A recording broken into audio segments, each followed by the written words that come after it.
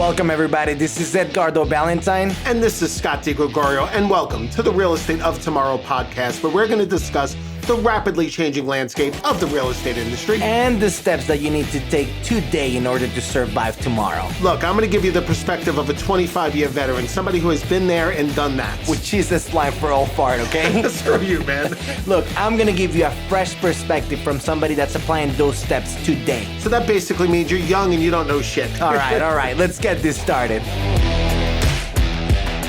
What's up, everybody? Welcome to the latest episode of the Real Estate of Tomorrow podcast, the greatest freaking podcast for real estate out there. I'm Scott DiGregorio, your host, along with Edgardo Balentine. How about that last episode, man? Dude, Rene Rodriguez hitting it out of the park, brother. Yeah, very happy with that. He's a good guy. We still have some of those books, so if you're listening and you want a piece of that book, I highly recommend it. It's everything by Rene Rodriguez is just fantastic. So it's good. And when we come back from the Amplify conference in November, we have to do a whole episode of what we've learned, because that's going to be just powerful. And maybe we can save people some money and they don't have to go to Amplify. I don't think Rene Rodriguez would appreciate that at all. So what are we going to talk about today? Dude, listen, man, there's a big topic out there about Opendoor and the lawsuit that they got hit with. So I think we got to break that down for people. And a lot of speculation: is this iBuying thing dead or not? So well, this comes after a while after, but this comes after what happened to Zillow, and in a lot of ways, even though that wasn't just an iBuying player, it was a big hit to the iBuying idea, platform, promise.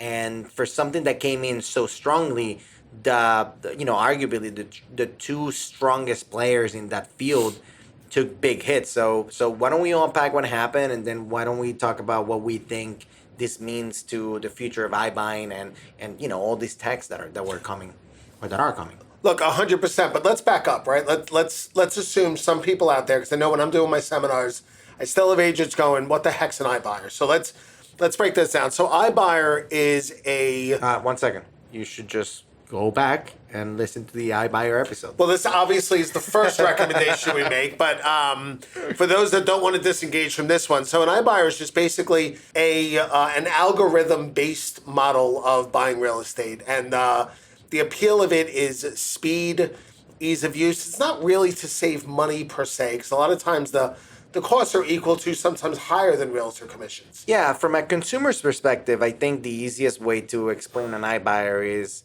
it's basically, a way for you to go online and get an instant offer from a company without you having to put your house for sale, without you having to deal with a specific human buyer, right? But it's a company that's sending you an offer online.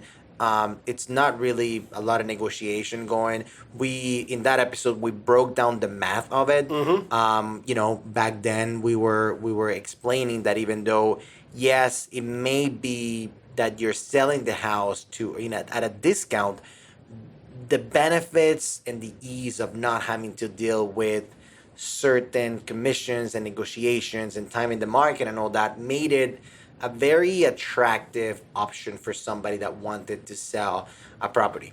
This came in very, very strongly when COVID started, which made it an even more interesting proposition at that time. Absolutely. Because you didn't have people coming into your house and walk in and spreading the virus and whatever it is that you feel about that. Especially back then, it was a much more interesting proposition.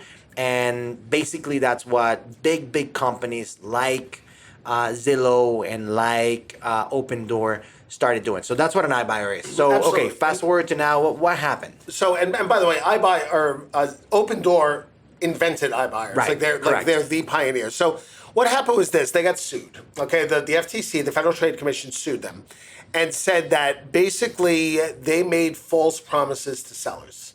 And what the FTC claimed was that Opendoor told sellers, you will be able to sell your house for more money if you sell to us than you'll be able to sell it on the open market, which the FTC felt was an inaccurate statement. Now, for the record, Opendoor had not agreed to that or said, yes, we did that. They settled to kind of avoid it going any further, and the settlement was for $62 million. And, it's interesting when I watch this. Like I've watched the real estate community celebrate when Zillow offers Right. went down, and celebrate when the lawsuit hit with Opendoor. And I don't know. Like I don't see it as big of a win. So I pulled some numbers because I think this is really interesting to understand perspective. Right? Okay. You or I losing $62 million. This is a really bad day. Yes. Opendoor in the first quarter of 2022 had total revenue of $5.2 billion, which was up 590% from the first quarter of 2021.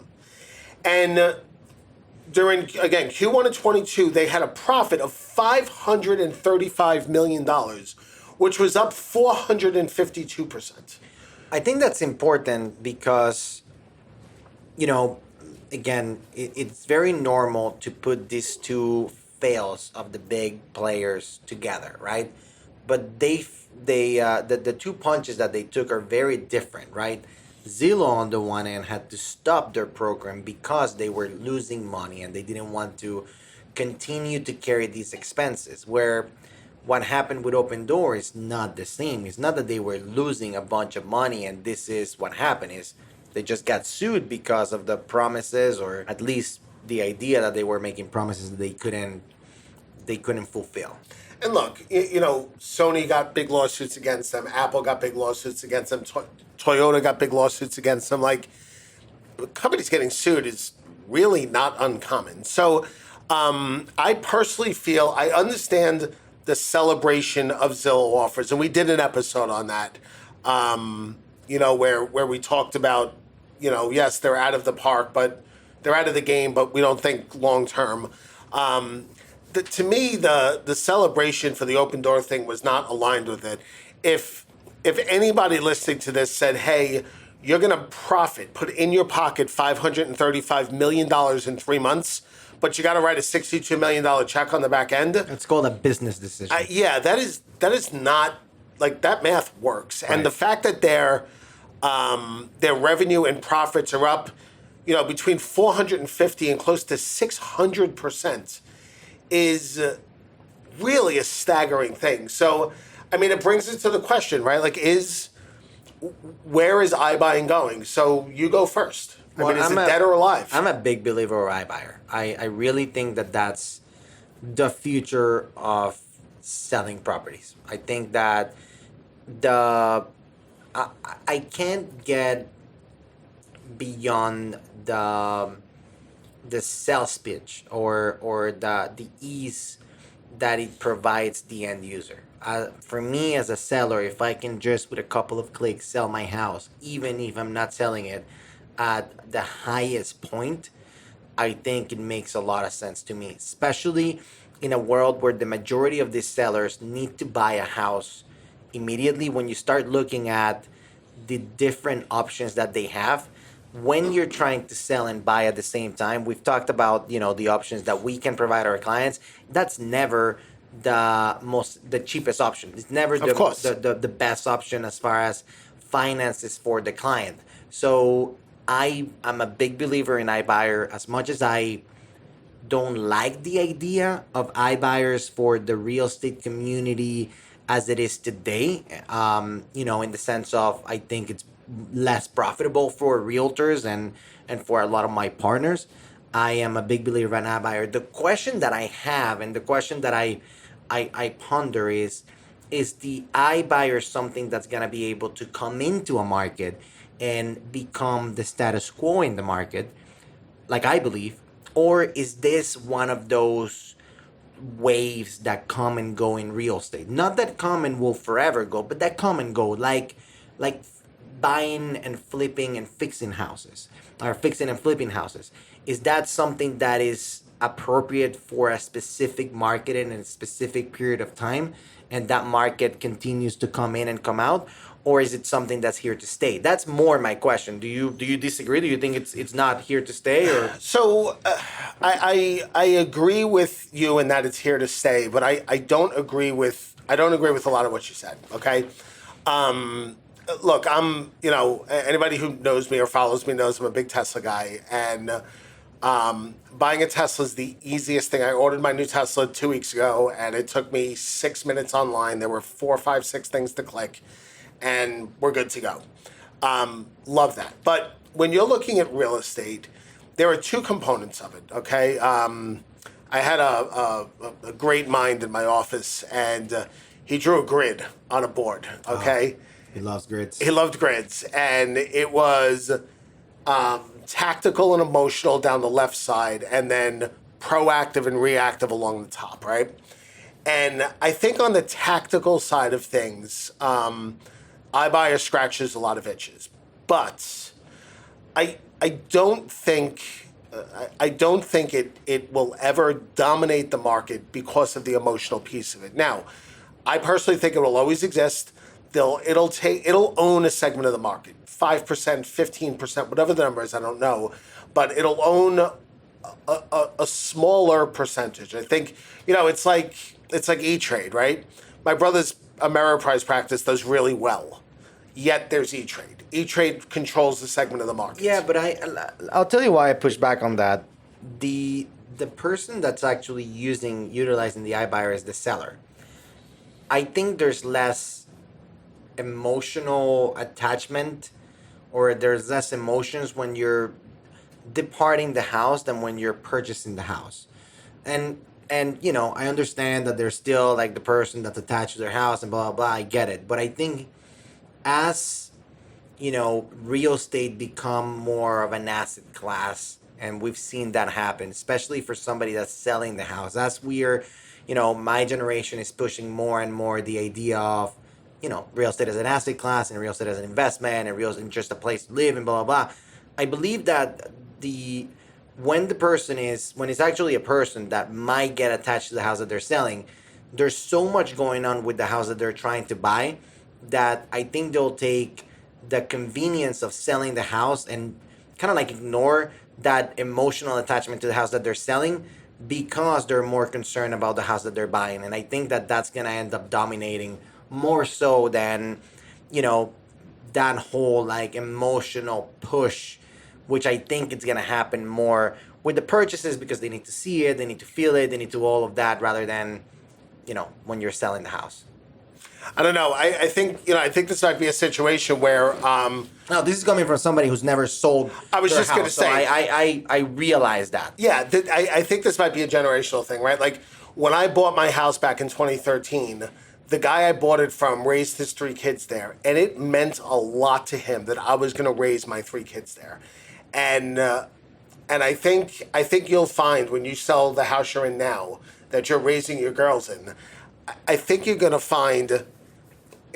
I would think both of you, certainly your wife, there's probably a lot of emotions of that's where my daughter took her first steps, and that's where my daughter, posed for her kindergarten pictures. And I think I don't see a time where real estate is ever void. Like primary residences, right? Buying and selling investment property is a whole different thing. I know we have an episode coming up on that, but where primary residence is ever deemed and looked at solely as an asset class by the majority of people. So I think that, I think there's a lot of pieces of it. The other thing that, and I'm curious to hear with your opinion that's going to dominate, that's curious to me, I know there's areas of the country where there's like row houses where every single house is the same. And I know here in Southwest Florida, there's lots of communities that, XYZ builder is building it. There's 5 models and there's 3,000 homes, right? Super cookie cutter. Yeah. So I understand in the cookie cutter world that, but look at my house, right? I mean, you've been inside my home. You've looked at my kitchen, my backyard. Like how does the iBuyer thing properly handle all the customizations that exist in real estate? I mean, we have streets here where one side of the street is a different market than the other side. Now, I understand algorithms can feed into that, but what about somebody who has really done up XYZ of their home? Like, how does that get worked in? I mean, I get it. I get what you're saying, and I'm not even saying that it's a better overall option. I just have a hard time wrapping my head around the majority of people not going with the convenience that the iBuyer gives. So let's say your house. You are not a prime candidate for the iBuyer program if you were to sell your house, but at the same time, I think there's a vast majority of cookie cutter homes here than there are houses like yourself. And let's just say that that's not enough, right? That there's other areas in the country where that's not the case.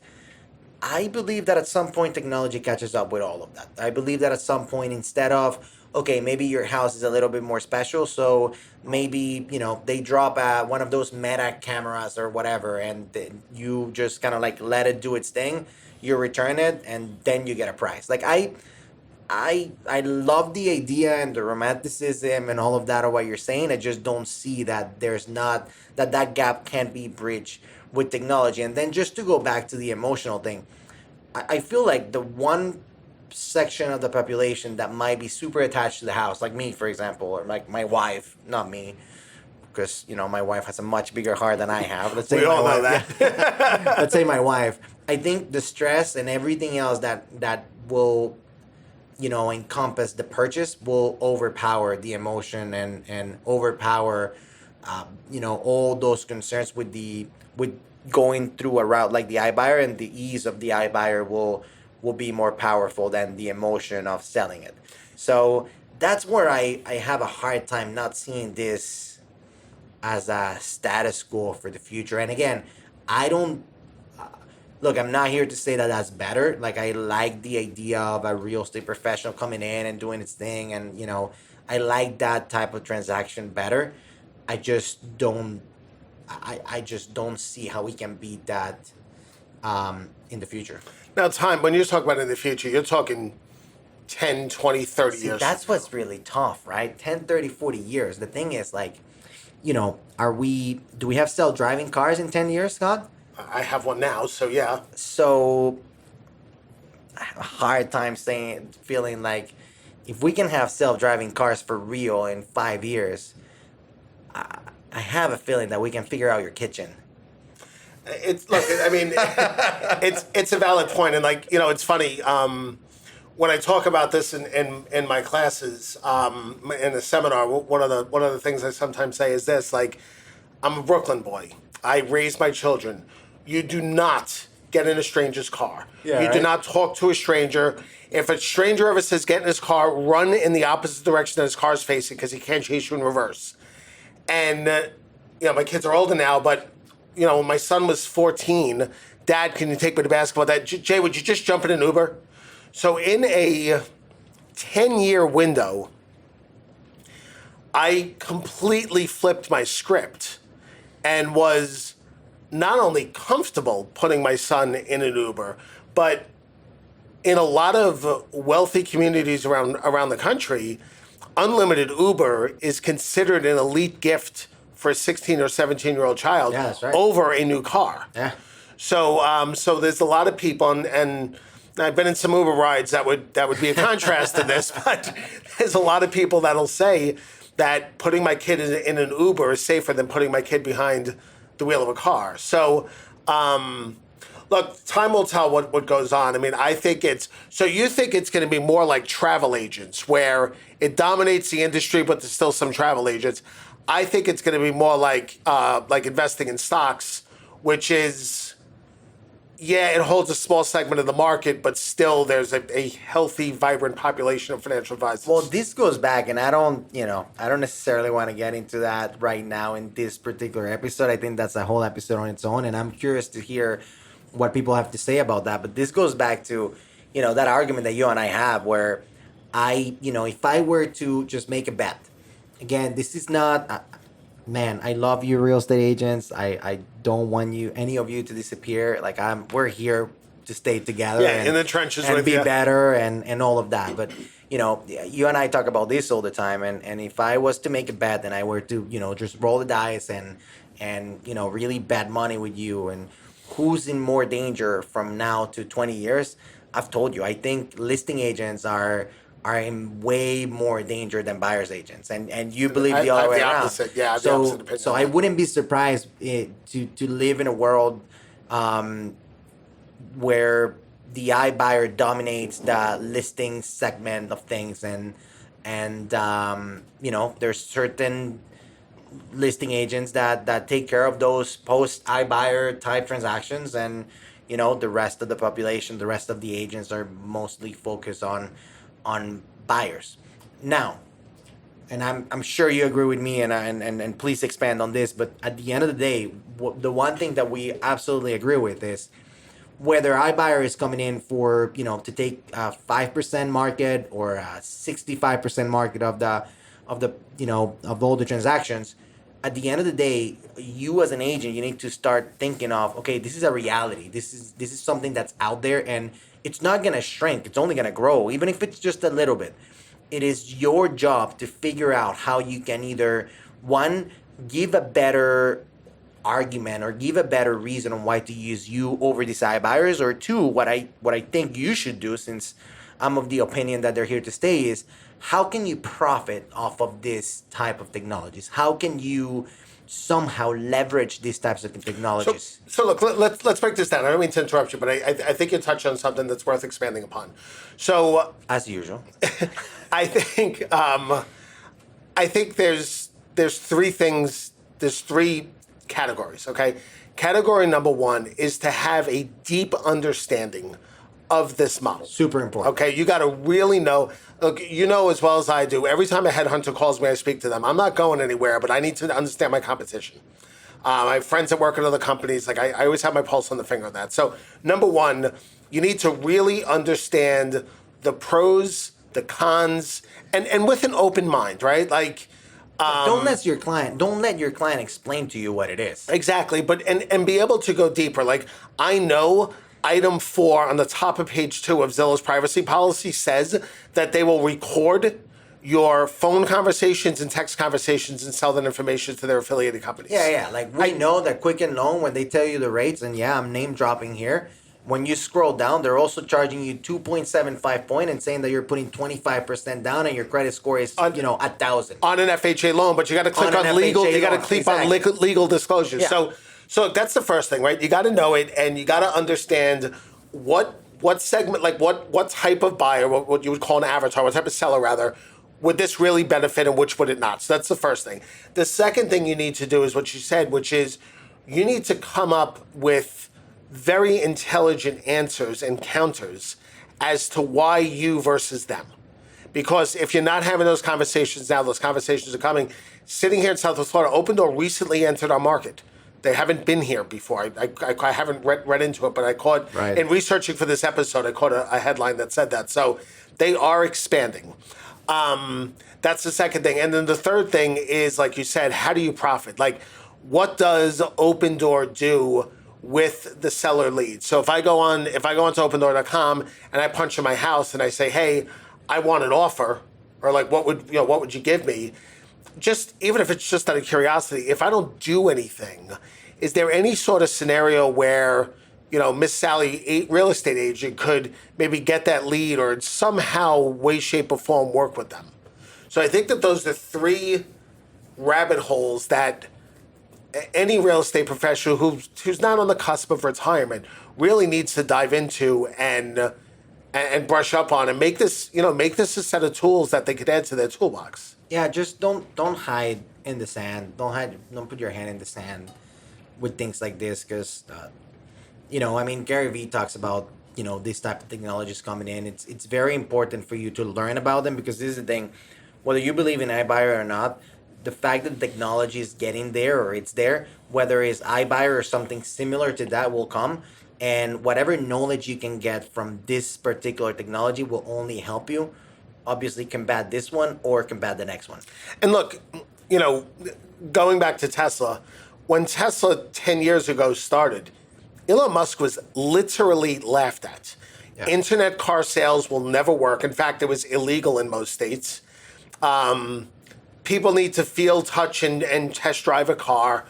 Electric cars can't work. The performance will never work. They'll never look good. They'll never get enough range, blah, blah, blah. Well, here we are in 2022. Tesla's dominating the automobile market globally. And everybody from Toyota and Volkswagen to all of the American companies are scrambling to catch up with them. They're scrambling to launch internet sales models. They're all scrambling to catch up with them. So if if you think there's a chance we're right, and him and I at varying levels think it's guaranteed, don't be one of the people left scrambling. Be one of the people that's on the innovative side of the equation. That's right, guys. That's it. So that's the invitation. Look, if you want some information about iBuyer, I highly recommend for you to go back to the episode and the episode that we did on iBuyer, and check it out. And if you have any thoughts on this, if you think that I'm right or Scott is right, please let us know. We both love to hear that we're right, and since we disagree on this one, you're gonna make one of us happy. So yeah, and look, let us know. If you think iBuying is on its way to the grave, let us know too. I'd be really interested. And look, if you want a copy of the book, Rene Rodriguez's book, Amplify Your Influence, it is a powerful book. Go ahead and leave us a 5-star review, and then send an email to success@realestateoftomorrow.com with your contact information, and we will drop a copy of the book in the mail. We only have a handful left to give, so for the next 10 people that do it, we will send out books. And outside of that, guys, thank you very much for listening. I'm Scott DiGregorio. Edgardo Balentine. Thank you for listening to the Real Estate of Tomorrow podcast, the best freaking podcast. Make sure you tell your friends. See ya. Well, thank you guys for listening, and now it's your turn to implement everything you learned today. Look, you have a question, you have a topic for a future episode? Share with us. Yeah, tell us what you're doing. What are you doing today so you could be successful tomorrow? Send us an email at success@realestateoftomorrow.com. And don't forget to leave us a review, an honest review. Screw an honest review. Leave us a 5-star review, and for every 5-star review we get, we're going to send you a badass real estate meme t-shirt. Those shirts are hilarious. See ya.